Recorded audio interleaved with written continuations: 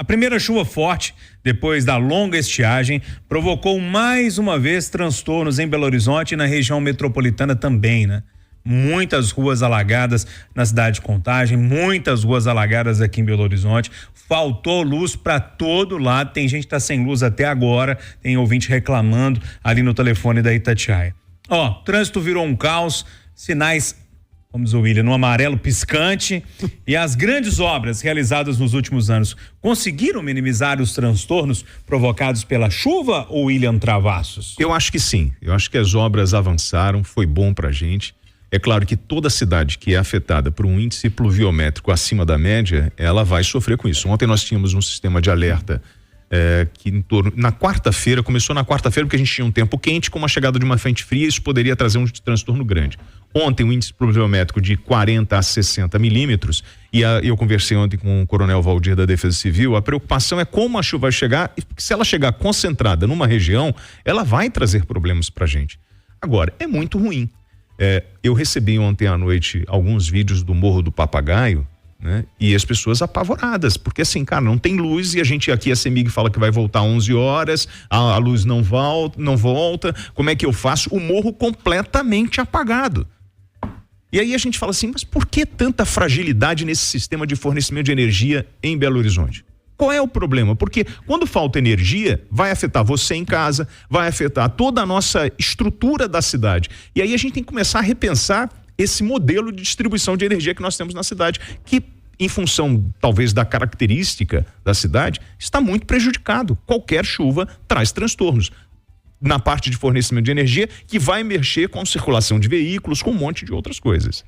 E aí, o Eduardo Costa, choveu? Meu caro Travassos, o segredo está na pobreza do país. 1 quilômetro de rede subterrânea custa uma baba de dinheiro. Então a rede é aérea.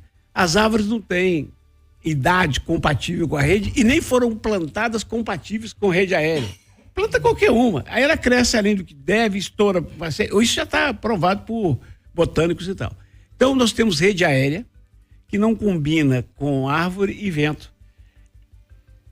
Em defesa da prefeitura de Belo Horizonte, a gente deve lembrar que na Flórida, onde o dinheiro e a infraestrutura são bem diferentes, muita gente ficou sem luz. 3 milhões de pessoas. 3 milhões. Então, um fenômeno de uma chuva, isso aí tem que ter paciência. Isso é em defesa. Agora, contra a prefeitura.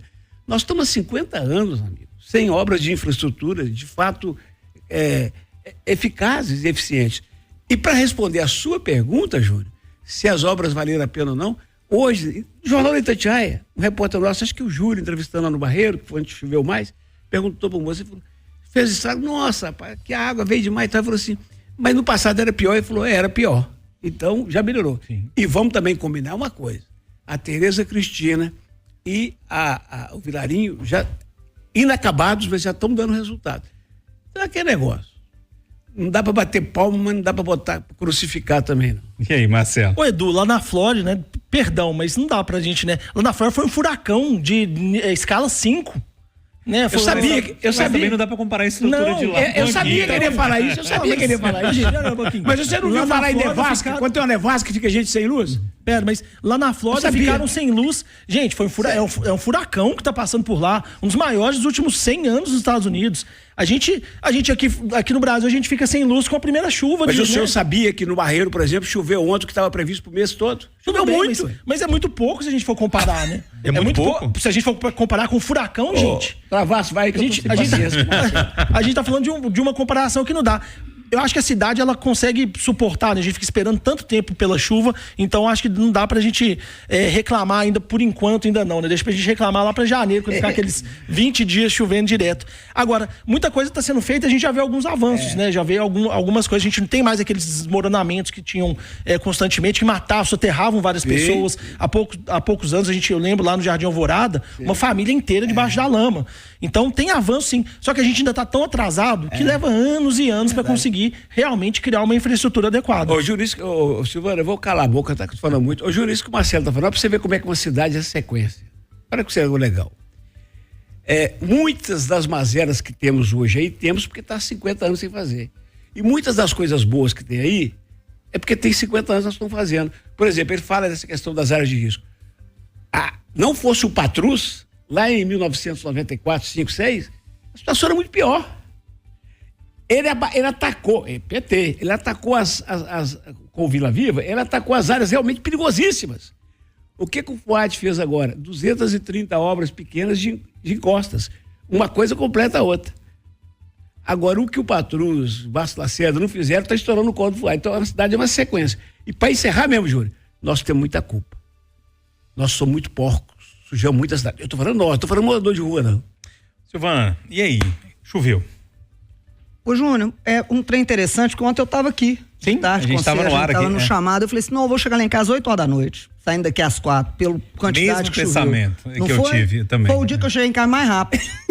Foi o dia que eu cheguei em casa mais... Eu não sei se o povo ficou dentro de casa, ouviu os alertas, foi ver o furacão ao vivo e a cores na televisão e ficou dentro de casa, mas foi o dia que eu cheguei mais rápido em casa. E hoje foi o dia que eu cheguei mais rápido de casa aqui. Falei assim, ué, também é véspera de feriado, não sei se o povo já foi, né, que emendou desde antes. Pode ser. Que é semana do saco cheio, o povo foi. Então, achei isso interessante a despeito da chuva que caiu. E uma coisa, embora tenha alagado... Gente, não alagar não tem jeito. Onde nós tínhamos o bairro de Lourdes eram só casas. Hoje são prédios de, sei lá, agora os prédios em Belo Horizonte tem 70 andar. Quer dizer, onde 3 fazia cocô e fazia xixi e dava descarga, hoje nós temos 2.000 pessoas fazendo cocô e xixi. Não tem córrego que aguente isso. Então estoura e enche mesmo. Nós estamos em cima de vários córregos com essa situação. Ah, mas tem que ter uma situação. Ué, o que tem a barragem Santa Lúcia já tem há quantos anos aquele poço grande para ver se consegue absorver água quando tem esse tipo de chuva. Não é fácil. A solução disso não é fácil. E eu tô com o que o Travassos disse. Eu acho que melhorou. Acho que poderia ser pior. Ou o que o ouvinte, né, que você falou, o que o ouvinte disse, foi ruim. Mas podia ter, não tem um caboclo que fala isso, olha, tava ruim, agora parece que piorou, mas agora melhorou um pouquinho. Então tá menos ruim. Vamos orar para que a gente não tenha chuvas de 100 anos novamente, porque senão aí eu não vou aguentar, viu, Duan?